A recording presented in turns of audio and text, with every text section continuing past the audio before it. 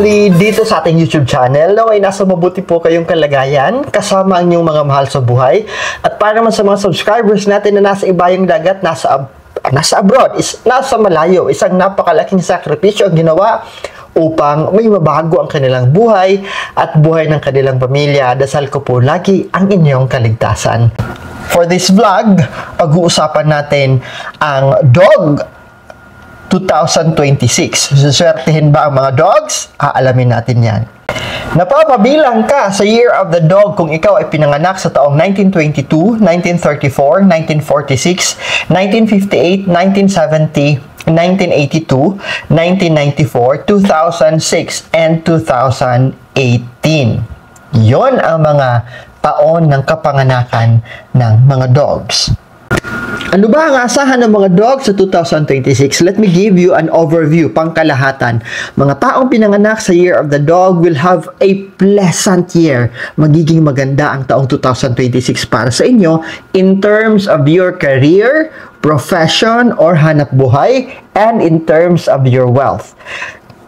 Magpasalamat kayo kasi magiging banayad, walang gulo, walang away. It will be a harmonious, very good working atmosphere sa loob ng inyong negosyo, kumpanya o pinagtatrabahuan. And you will be having excellent abilities sa 2026. Aasahan niyo po job promotion, salary increase, as well as bonus.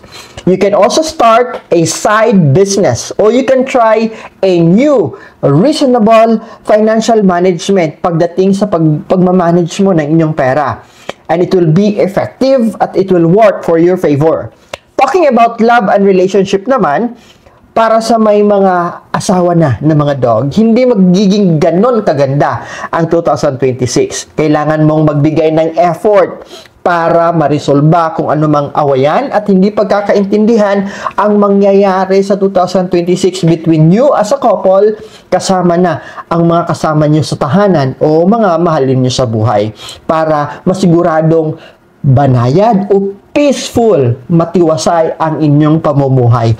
While the single people na in love or may magpaparamdam na pag-ibig, both of you, kayong magliligawan, will receive a good news.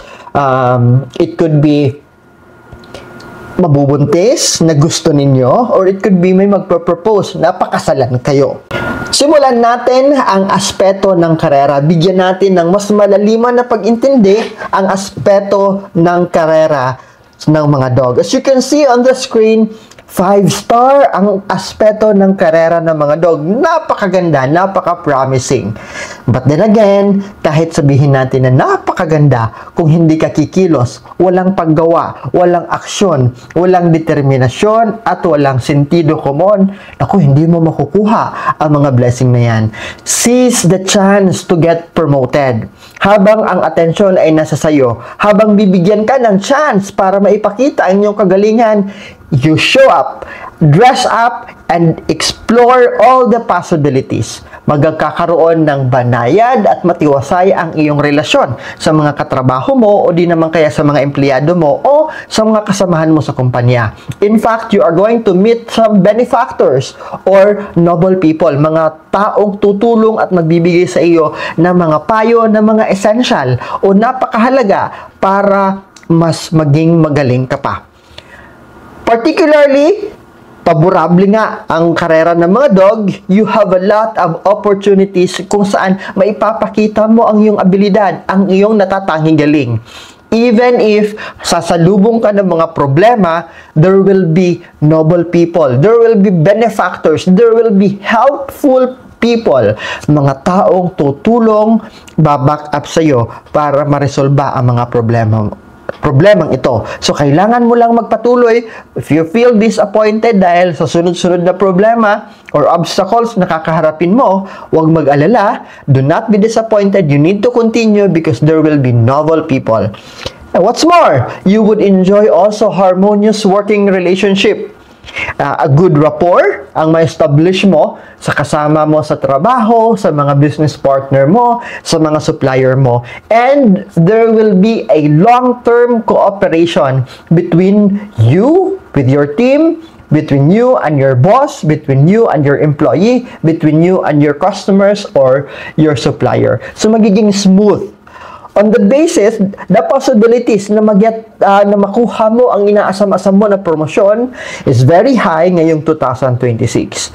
While ang mga dog naman na naghahanap ng trabaho on 2026, you might be receiving a good news o ibig sabihin matatanggap mo ang minimithi mong in-applyan mo, yung ginugusto mong trabaho.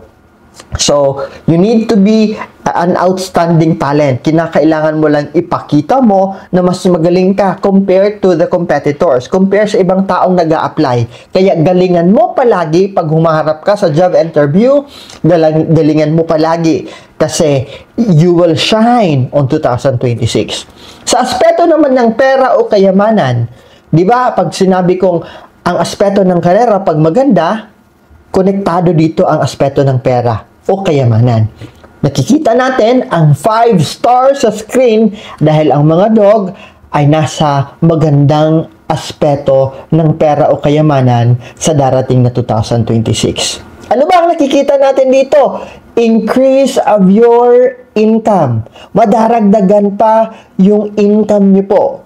In fact, there will be bonus, unexpected bonus, and there will be return of investment. For those previous investment na ginawa mo na hindi mo naisip at nawala na sa isip mo, ay biglang magpaparamdam sa inyo dahil mayroon kang reward out of it. In terms of your wealth, maganda ito sa 2026. Lalago, magiging maganda ang cash flow mo.